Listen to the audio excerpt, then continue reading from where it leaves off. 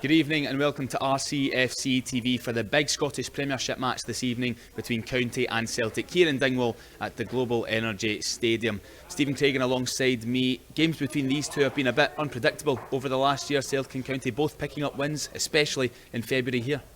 Yeah, well, County have to hope that Celtic take their eye off the ball as they've got the Premier Sports Cup final on Sunday. County 1 defeat in 6, so it's set up nicely. Can County be brave enough to go and get 3 points? Two teams in form. Celtic's probably longer running. They're on a cracking run since they were last beaten in the league by Livingston. But County certainly have turned a corner. Can they keep that going this evening?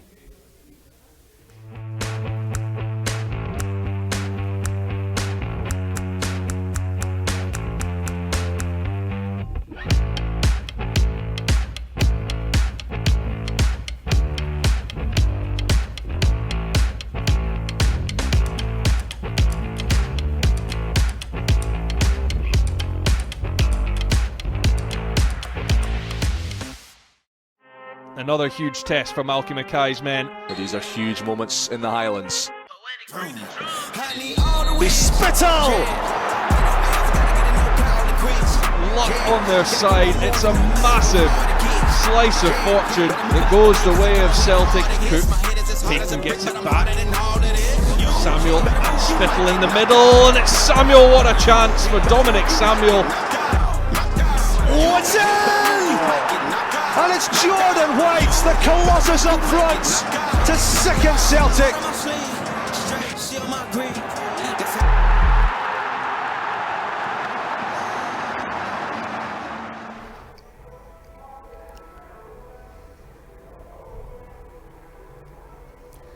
Welcome back to RCFCTV for this evening's Scottish Premiership match between Ross County and Celtic here in Dingwall at the Global Energy Stadium. Delighted to say alongside us for this one are Jackie McNamara and Stephen Craigan. Welcome along, guys. Craigs, as always. Jackie, a bit of a new face here at Ross County FC TV.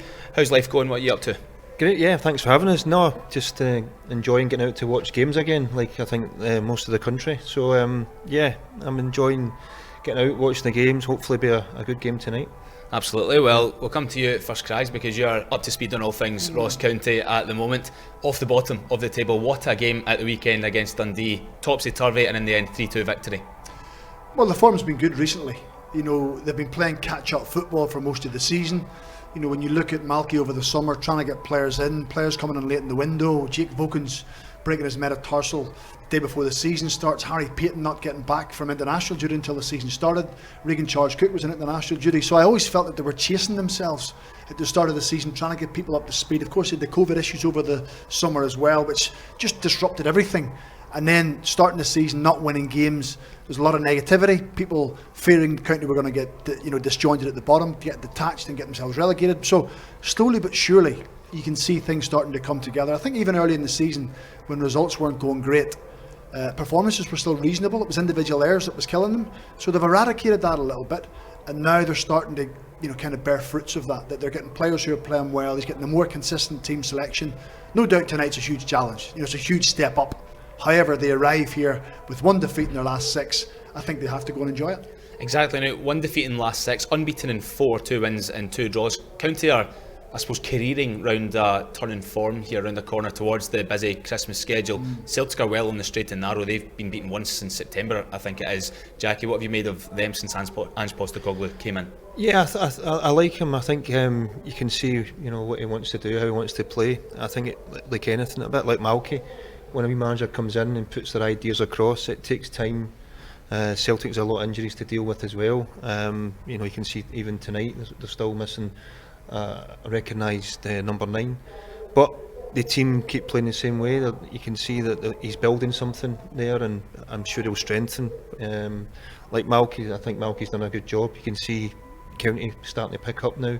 They've eradicated silly individual errors, done it at the start of the season, and that was a massive win for them at the weekend. Especially going down to Dundee, and a couple of goals, but then coming back to finish strongly. Craig, Celtic have the cup final this weekend against Hibs.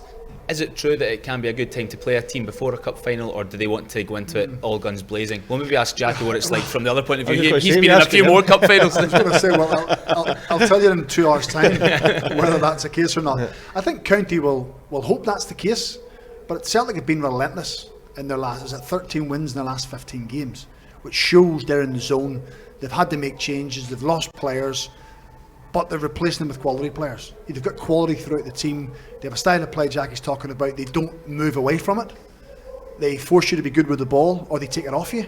So County have to find a way of playing against that tonight. The two things County will need tonight is you've either got to be really good in possession, because when you win the ball you can't keep turning it over, and you're going to need people to run ahead of the ball. You're going to need people to run beyond and stretch the game, because when you're under pressure, if you can't play through the press, you're going to have to try and go over it, which means you then have to have Joseph Hungbo, Regan Charles Cook, who can stretch the game and run. But if not, then you'll be camping the edge of your own box, and Celtic will dominate. And inevitably, if you sit so deep for so long, they break you down. Celtic want to score the first goal, the early goal, break the resistance of County. County want to try and stay in the game and hang in there as long as they can. Is there any element of distraction whatsoever before a cup final or a big European game, I suppose, from a Celtic point of view here? Yeah, and from the player's side, it's in the back of your mind. Obviously, you want to play in the cup final at the weekend. The manager, obviously, he'll want to get this game won first and foremost, and keep that momentum going. The mentality is good about the club just now, but there will be a concern, and obviously wanting everybody available for the weekend. Okay, well, look, it was a massive game that County got over the line at the weekend against Dundee, and it did shift the way that the league table looks at the moment. County off the bottom, St Johnstone now down their crags, which I don't think many people might have seen coming at the start of the season. Things went County's way at the weekend with their result as well.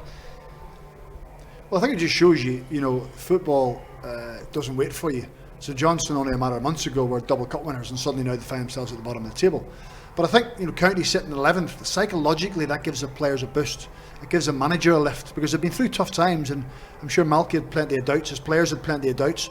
But the one thing you have to say about them, even when they were having the bad results, they went for it the next game. They always picked an attacking team, an attacking formation, and they've been rewarded by getting off the bottom of the table. But that has to be the start, Andy. That can't be the end. There has to be a case of trying to build on that and continue to try and move forward. Well, let's take a look at how County did get off the bottom of the table with a look back at the highlights of that game against Dundee. Well, welcome back to the Global Energy Stadium in Dingwall. It's 12th against 10th, just 5 points separating the teams. On the bench, so not requiring further treatment at the moment, as McMullen sends it to Fontaine, and struck on the volley. It's a wonderful strike from Luke McCowan. Dundee get the opening goal a quarter of an hour in. He met it perfectly on the volley, and Ross County have it all to do from one down. Rather hurriedly, Ross County get that clear, but they've worked it well. Hungbo on to Payton. The Canadian drives. Now Regan Charles Cook. Charles Cook looking for Samuel! It must be, it is! Dominic Samuel does get his first Ross County goal. The Staggies hit back. Oh boy, he has wanted that to happen. And today is the day Dominic Samuel breaks his Ross County duck.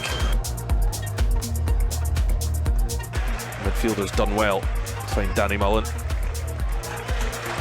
And he too invites Marshall forward. Plenty in this attack. McCowan is one of them, and that is the second goal for Luke McCowan and Dundee, who lead again. James McPake celebrates. Quick and incisive between Marshall and McCowan, and a fine finish by the winger. It's going to be Hungbo to take short for Charles Cook. Heads for the byline. Charles Cook deliver with power, and so nearly in. It was Jordan White that was there. Somehow it stays out. He couldn't get the purchase on the chance. They get a cross, and now they've got a corner out of it. Just taken by Hungbo, and the goalkeeper hasn't got it. It's turned in. And we're all tied up again. The mistake by Adam Legzdins. I'll tell you, Rory, I said in the first half he's a keeper that I think is good. I like him, but that is a howler from Adam Legzdins. A bit further on it this time. Now comes back to Kerr on the right foot. It's come off the post as Danny Mullen holds his head in his hands. He got across the face of the goalkeeper.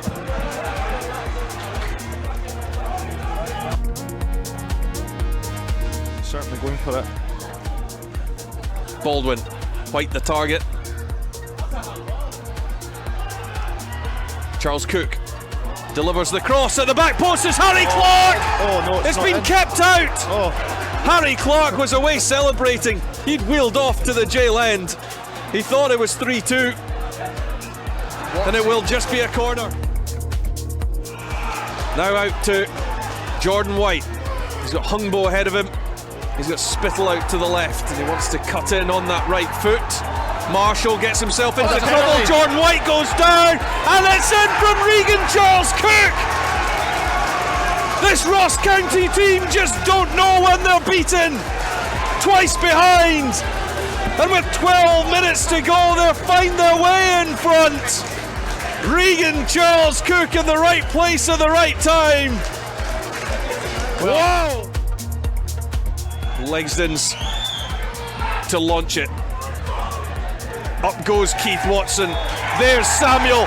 There's the full-time whistle. That is huge. At 3 points, take Ross County off the bottom of the table. That relieves so much pressure. You can see how much. Should pick up the microphone. You can see how much it means to Charles Cook there at the end of that clip, celebrating like he's won a cup final himself. Yeah. I think that is testament to the character and the drive that seems to have found its way into this Ross County team. Well, you tend to find, Jackie will back it up, when you're playing in a team and you're winning games and you're feeling good about yourself, even when you go behind, you think, we can win this. And saying that, that's the first time this season County have come back from conceding the first goal to actually win a league game. So that is another little step in the right direction for them. But Malky was very complimentary at the weekend about his subs, and I've looked back over the last 3 or 4 games, particularly here against Hibs when David Cancola and Blair Spittle come on and they impacted the game. Down at St Mirren, Jordan Tilson come on late in the game. Keith Watson had to come on in the early part of the game, and they defend well and they play a big part. Even at the weekend, Blair Spittle comes on, sets up the winner. So it's not just about the 11 who start. I think he's integrated the group really well. Plus, when you're winning games and coming back like you did on Saturday helps along the way. Does that speak to a lack of ego in the team? Well, you would think so. Listen, all players want to play. When the team's named, you're not the team, there's a natural disappointment, you're upset.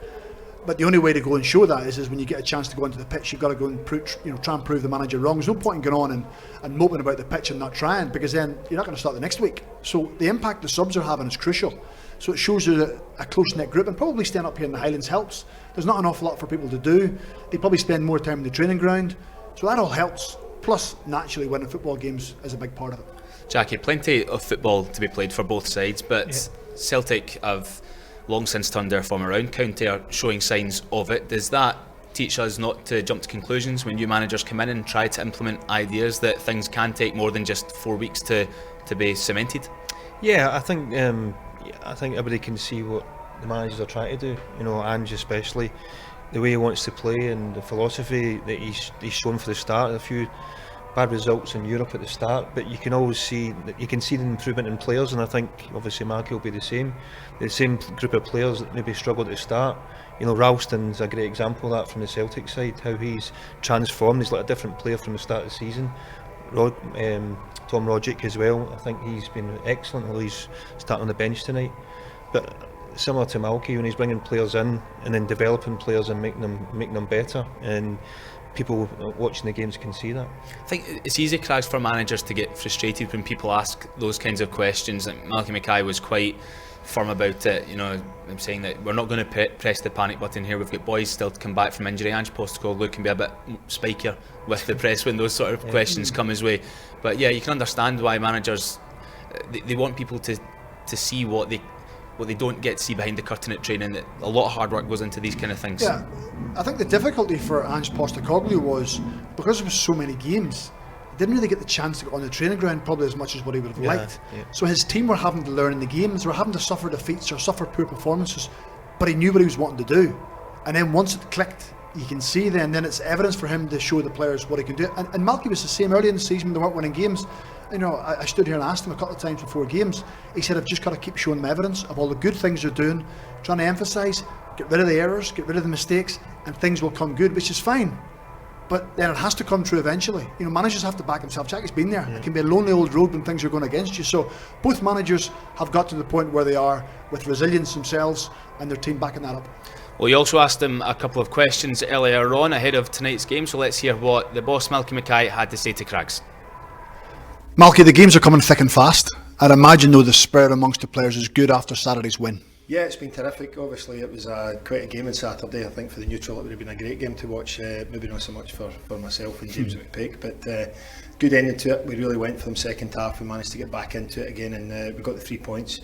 Crowd were really vociferous at the end as well. So, as you say, it's a testing time for every team at the moment with the games coming thick and fast, and we're obviously into another one tonight. What's pleased you most over the past 6 games?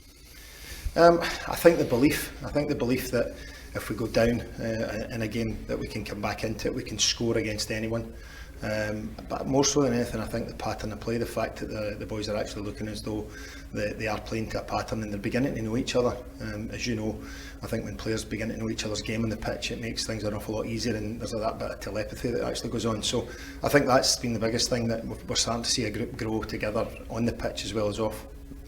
Now you're back amongst the pack. Is the challenge for the players to keep it going and not pause for a breath? Without a doubt, we have to keep the momentum going. You know, as I say, we've got 6 games to go before the break, and we have to make sure that we're in that pack at the end of the 6 games. I don't want them to, you know, now just take a breath and realise that all the good work that they've done so far to actually get themselves back in there again, and the way they've been playing, you know, that would spoil it all. So it's something that they know that they can go toe to toe with anyone in the league. But it's important that come after the January break, we're in with a real crack with everyone else. Now your team tonight, every facet of your team will be tested tonight, but the players should embrace that, shouldn't they, rather than fear it? Massively. You want to play in the best games. You really do. You want to play in the best atmospheres with the biggest crowds against the best players. And you know, we're going to play against a team who's in Europe, a team who's, you know, undoubtedly going to be there or thereabouts for the title at the end of the season. So we've already been down to Parkhead this season already, and the boys acquitted themselves well. We've already, you know, had, you know, the other half of the old firm up here where the crowd has been a full house as well. So it's going to be a test for them, but it's a test that any player should want. I've talked to them and said, you want to play against the best players in the league, and you want to end up being one of the best players in the league, so you've got to test yourself against them. Possession wise, Celtic will look to have the bulk of the ball, and so it's important that when your players land in the ball, they have to be productive with it. It's to have a cool head and make sure that when you get it back that you keep it. Having played in these games for and against, you know, the Celtic and Rangers to that extent at times, or even big clubs to an extent, do allow the opposition time in the ball, and that is when you've got to actually make sure you keep it and you make sure that you make it count. So yeah, we've also got to make sure that we're comfortable out of possession, and we make sure that we're relaxed with Celtic having the ball. Now that sounds a funny thing to say, but if you train in a certain way, you've got to make sure that you are calm when you don't have it, and when the transition happens, that you make sure that you punish them. Malky, all the best tonight. Good luck. Thanks, Craigs.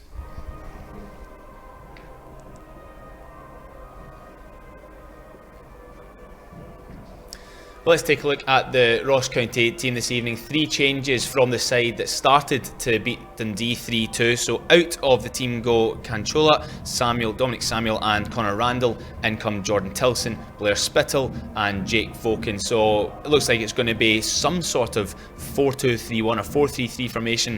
What we definitely can see there, Craigs, is that there's no recognised striker, and we think Ross Callaghan will be the most advanced central midfielder. Well, that's a possibility. You know, they went to Ibrox recently, and Joseph Hungbo played off the right-hand side, and Regan Charles Cook played off the left-hand side, and they played with a recognised striker. So, when possible, one of those two tried to be the centre forward. What it shows is that there's good footballers in the team. You know, Harry Payton's a decent footballer. Blair Spittle can handle the ball. but they've got runners. What I was talking about earlier, Joseph Hungbo is a strong runner, Regan Charles-Cook, Harry Payton can also get himself up and down the pitch, but Jordan Tilson is a ball winner in midfield. You know, he likes to keep the game simple, he doesn't complicate the game for himself. And you look at the two centre halves, and Keith Watson and Jack Baldwin, they'll be vital tonight, because when you play against a good side, you need leaders, you need people to try and communicate and organise your team. So it's a big night for the two centre halves also.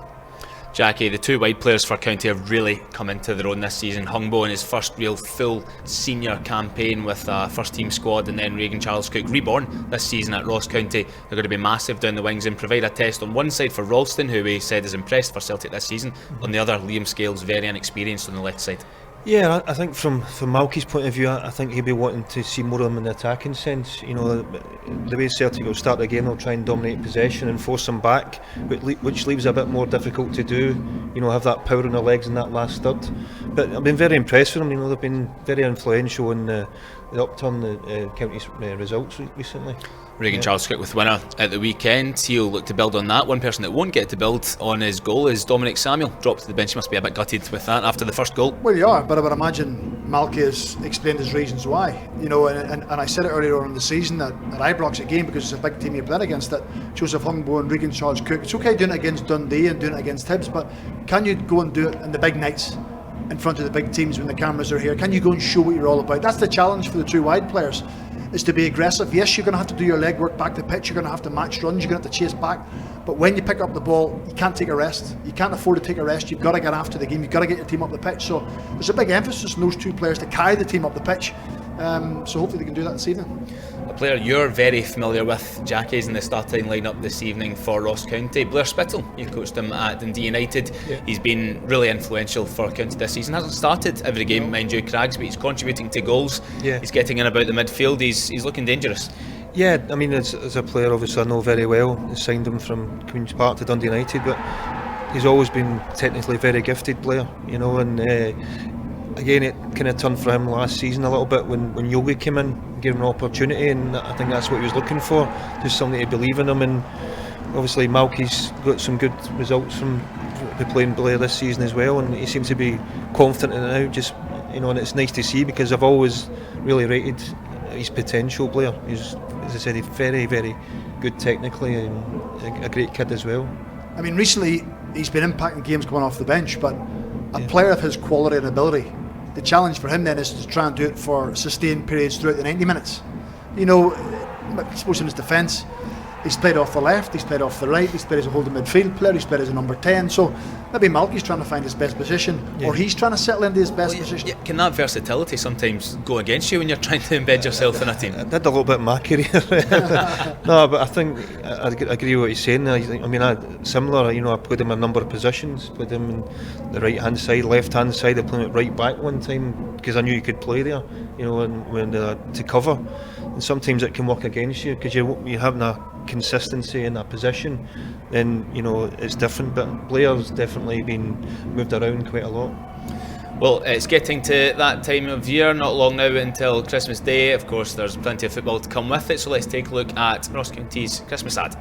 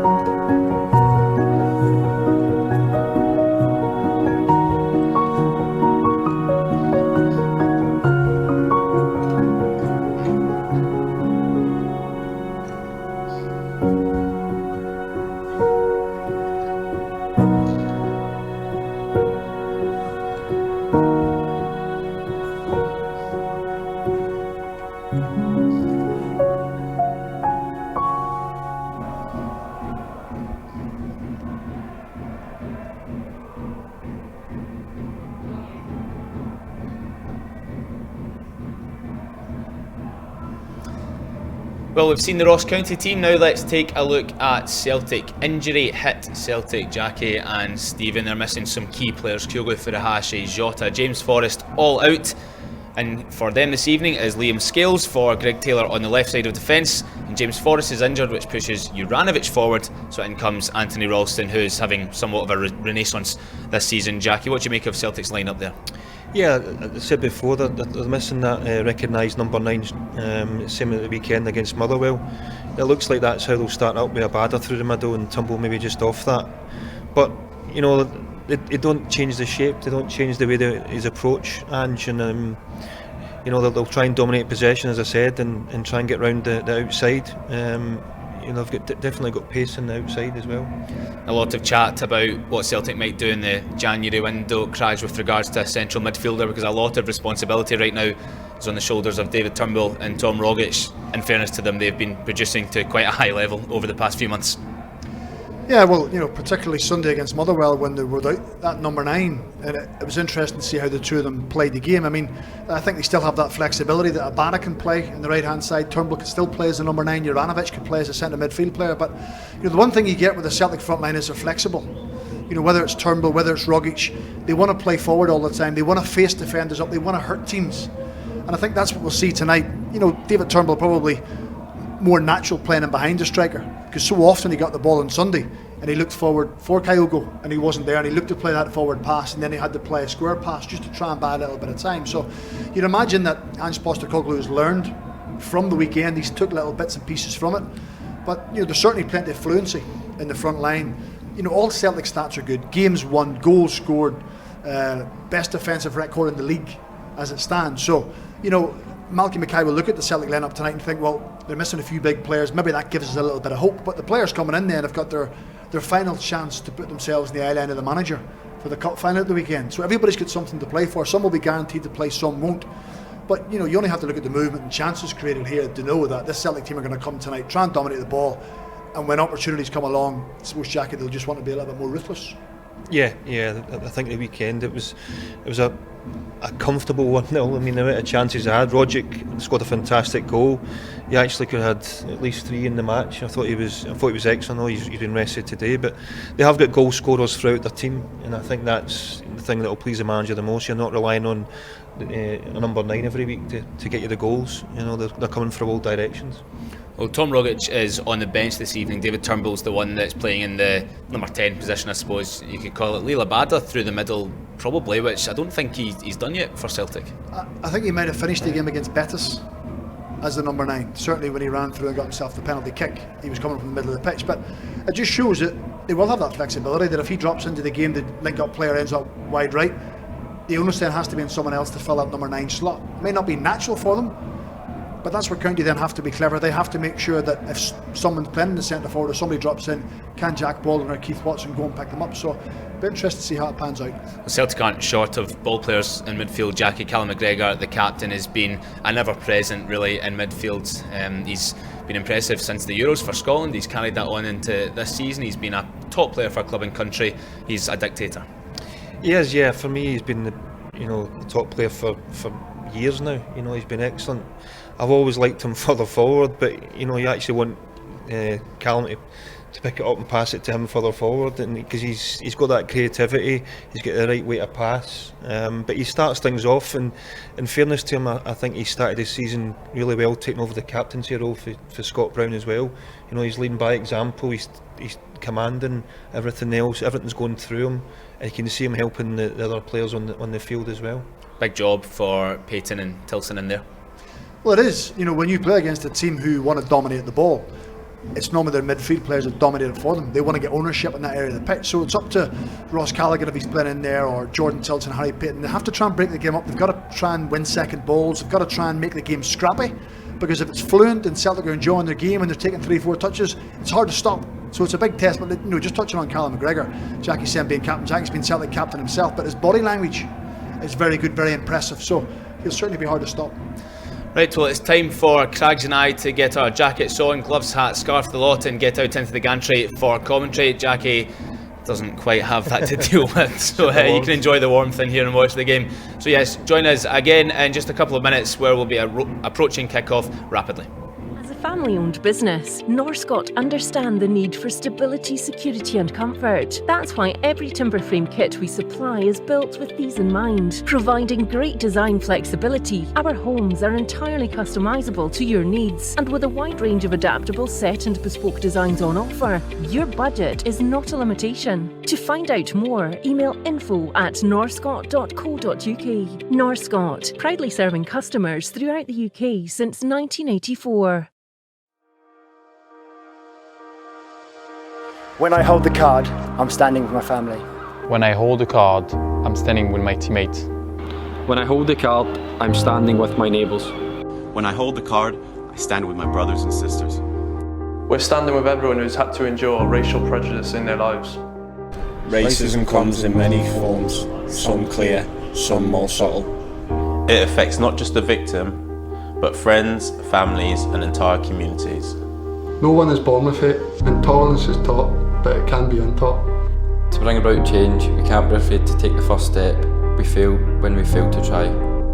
We are supporting Show Racism the Red Card, our education charity. Now more than ever, they need your support to give our future generation the tools to challenge prejudice, hatred and discrimination. It's not enough to be not racist. We all must be anti-racist. Education is the key.